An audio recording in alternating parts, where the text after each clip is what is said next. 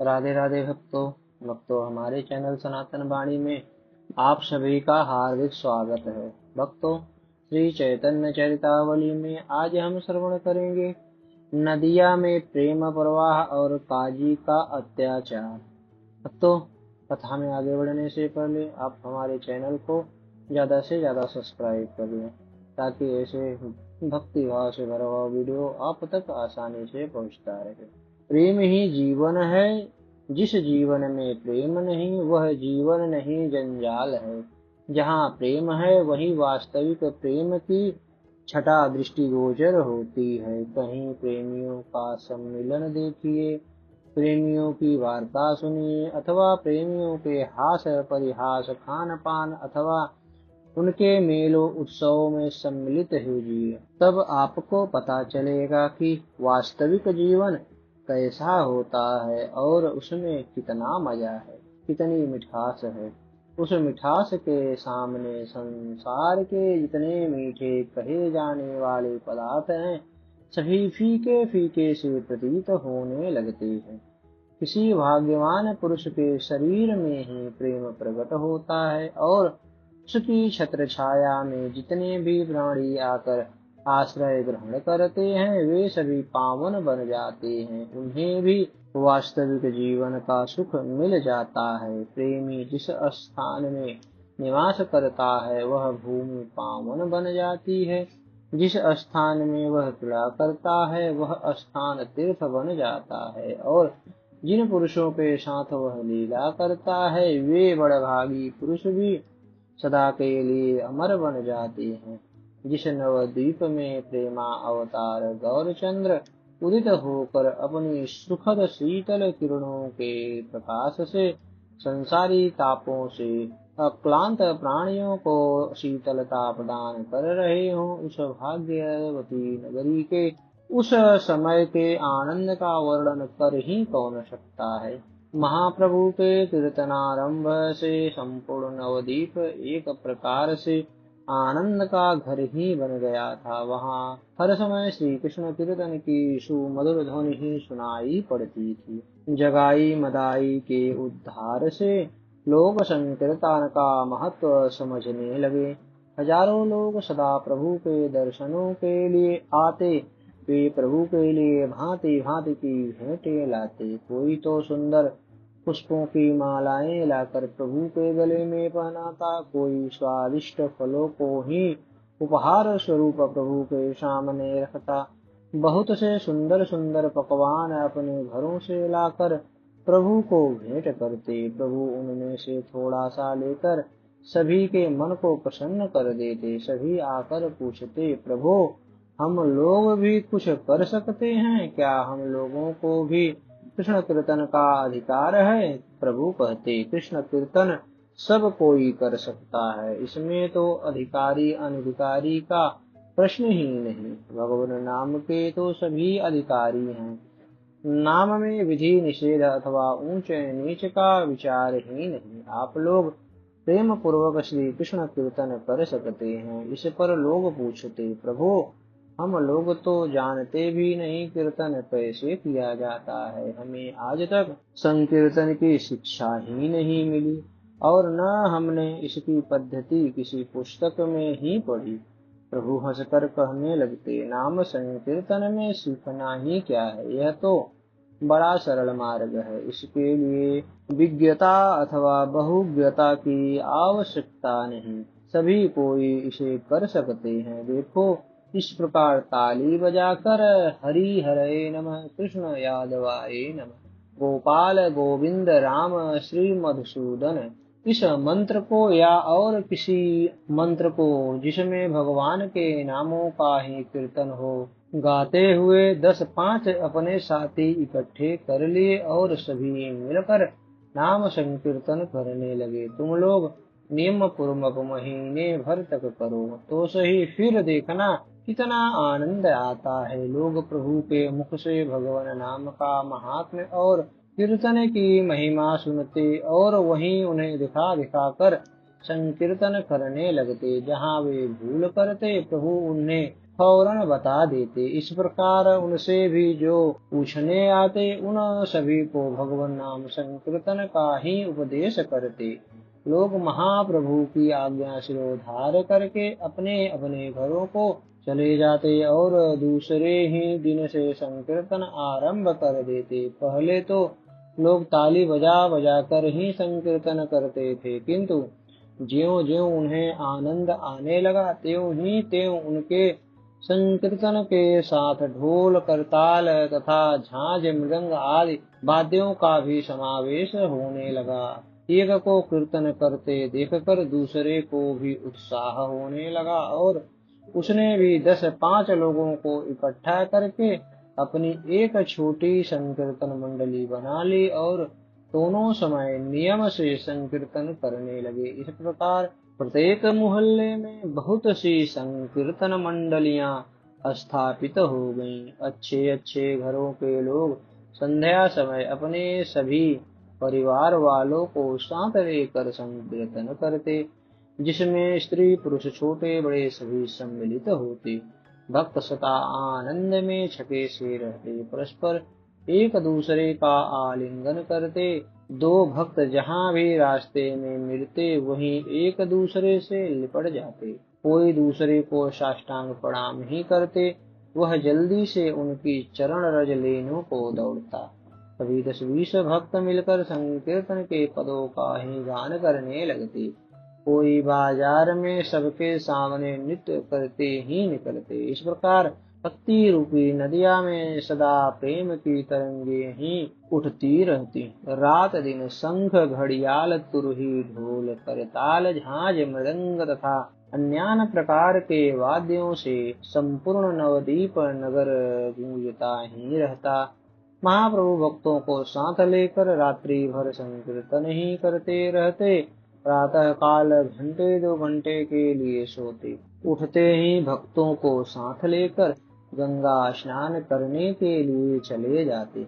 भक्तों को तो लोगों ने सदा से ही बावले की उपाधि दे रखी है। इन बावले भक्तों का स्नान भी विचित्र प्रकार का होता। ये लोग सदा अफीमची की तरह मस्त ही बने रहते, मद के समान नशे में ही झूमते रहते और पागलों के समान ही बड़बड़ाया करते। स्नान करते करते किसी ने किसी की धोती ही फेंक दी है तो कोई किसी के ऊपर जल ही उलीच रहा है, कोई तैर कर उस पार जा रहा है तो कोई प्रवाह के विरुद्ध ही तैरने का दुस्साहस कर रहा है। इस प्रकार घंटों में इनका स्नान समाप्त होता। तब प्रभु सब भक्तों के सहित घर आते, देव पूजन तुलसी पूजन आदि कर्मों को करते।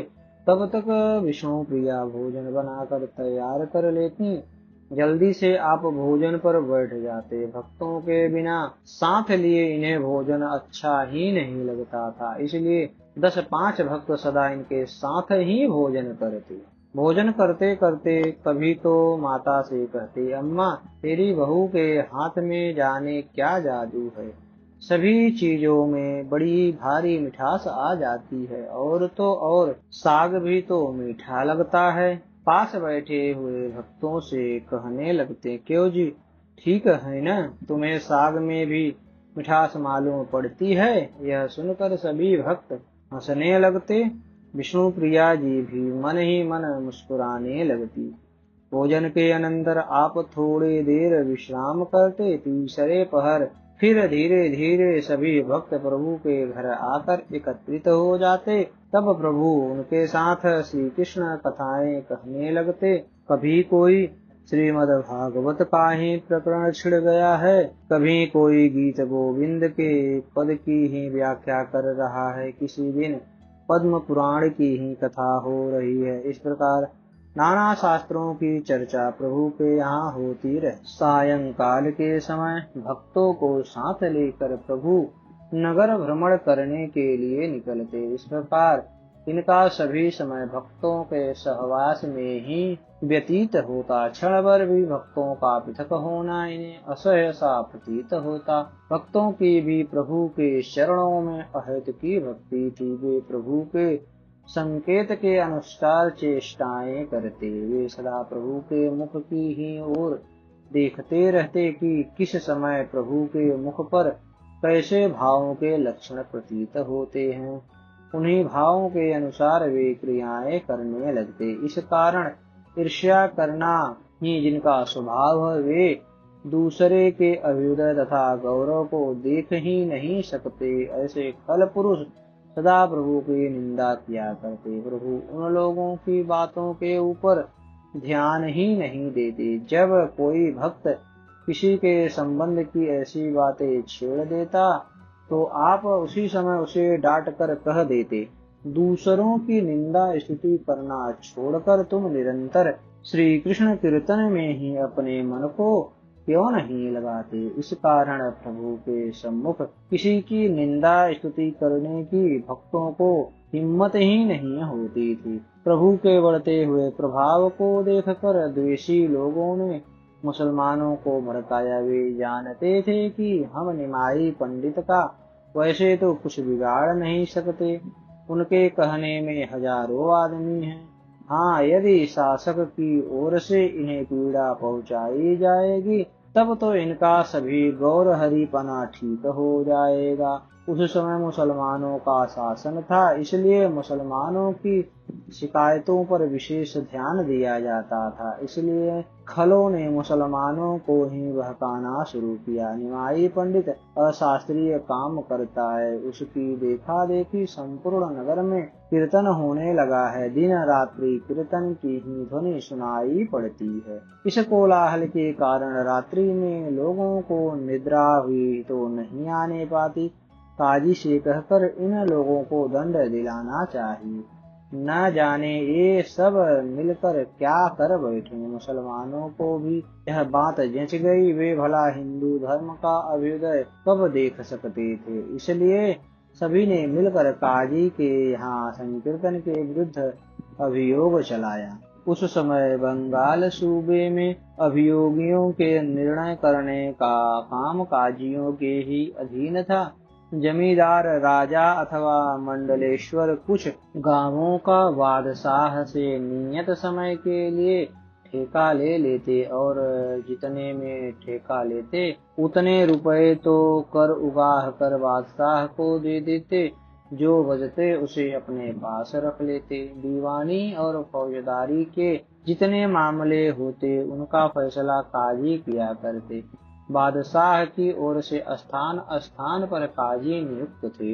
उस समय बंगाल के नवाब हुसैन शाह थे। वे बंगाल के स्वतंत्र शासक थे। उनकी ओर से फौजदार चांद खां नाम के काजी नवद्वीप में भी नियुक्त हुए थे। बादशाह के दरबार में इनका बड़ा सम्मान था। कुछ लोगों का कहना है ये हुसैन शाह के विद्या गुरु थे। कुछ भी हो, चांद खां सहृदय, समझदार और शांति प्रिय मनुष्य थे। हिंदुओं से वे अकारण नहीं चिढ़ते थे। नीलांबर चक्रवर्ती के दयहित होने के नाते वे महाप्रभु से भी परिचित थे। इसलिए लोगों के बार बार शिकायत करने पर भी उन्होंने महाप्रभु के विरुद्ध कोई कार्रवाई नहीं करनी चाहिए। जब लोगों ने नित्य प्रति उनसे संकीर्तन की शिकायत करनी आरंभ कर दी और उन पर अत्यधिक जोर डाला गया, तब उनकी भी समझ में यह बात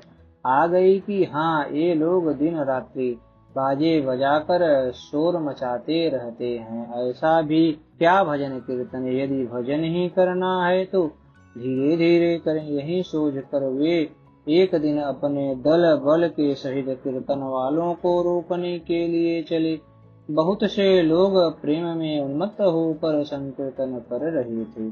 इनके आदमियों ने उनसे कीर्तन बंद कर देने के लिए कहा, किंतु वे भला किसी की सुनने वाले थे। मना करने पर भी वे बराबर कीर्तन करते ही रहे। इस पर काजी को गुस्सा आ गया और उसने घुसकर कीर्तन करने वालों के ढोल फोड़ दिए और भक्तों से डांट कर कहने लगे, खबरदार, आज से किसी ने इस तरह शोर मचाया तो सभी को जेल खाने भेज दूंगा। बेचारे भक्त डर गए, उन्होंने संकीर्तन बंद कर दिया। इसी प्रकार जहाँ जहाँ भी संकीर्तन हो रहा था, काजी के आदमी वहां जाकर संकीर्तन बंद कराने लगे। संपूर्ण नगर में हाहाकार मच गया। लोग संकीर्तन के संबंध में भांति भांति की बातें कहने लगे। कोई तो कहता, भाई यहाँ मुसलमानी शासन में संकीर्तन हो ही नहीं सकता। हम तो इस देश को परित्याग करके किसी ऐसे देश में जाकर रहेंगे जहाँ सुविधा पूर्वक संकीर्तन कर सकेंगे। कोई कहता, अजी जोर जोर से नाम लेने में ही क्या लाभ। यदि काजी मना करता है तो धीरे धीरे ही नाम जप कर लिया करेंगे। इसी प्रकार भगवान नाम जप होना चाहिए। इस प्रकार भयभीत होकर लोग भांति भांति की बातें कहने लगे।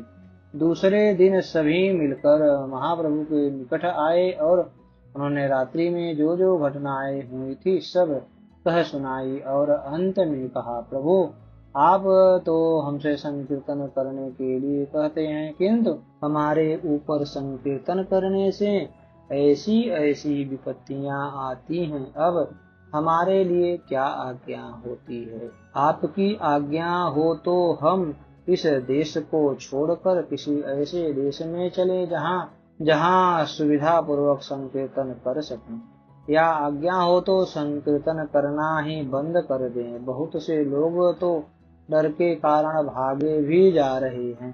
प्रभु ने कुछ दृढ़ता के साथ रोष में आकर कहा, तुम लोगों को न तो देश का ही परित्याग करना होगा और न संकीर्तन को ही बंद करना। तुम लोग जैसे करते रहे हो उसी तरह संकीर्तन करते रहो।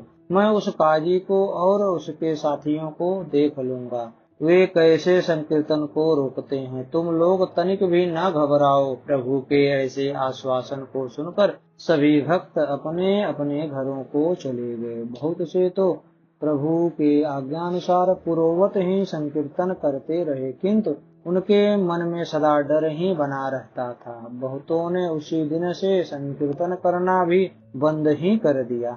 लोगों को डरा हुआ देखकर प्रभु ने सोचा कि इस प्रकार काम नहीं चलने का। लोग काजी के डर से भयभीत हो गए हैं। जब तक मैं काजी का दमन न करूंगा तब तक लोगों का भय दूर न होगा। यह सुनकर आश्चर्य करेंगे कि काजी के पास अस्त्र शस्त्रों से सुसज्जित बहुत सी सेना है। बादशाह की ओर से उसे अधिकार प्राप्त है। उसके पास राजबल, धन बल, सैन्य बल तथा आधिकारिक बल आदि सभी मौजूद हैं। उसका दमन अहिंसा प्रिय शांत स्वभाव वाले अस्त्र शस्त्रहीन ढोल करताल के लय के साथ नृत्य करने वाले निमाई पंडित कैसे कर सकेंगे। अस्तु भक्तों, हमारी यह कथा आपको कैसी लगी कृपया कमेंट कर हमें अपना सुझाव दें और हमारे वीडियो को ज्यादा से ज्यादा लाइक करें। धन्यवाद भक्तों।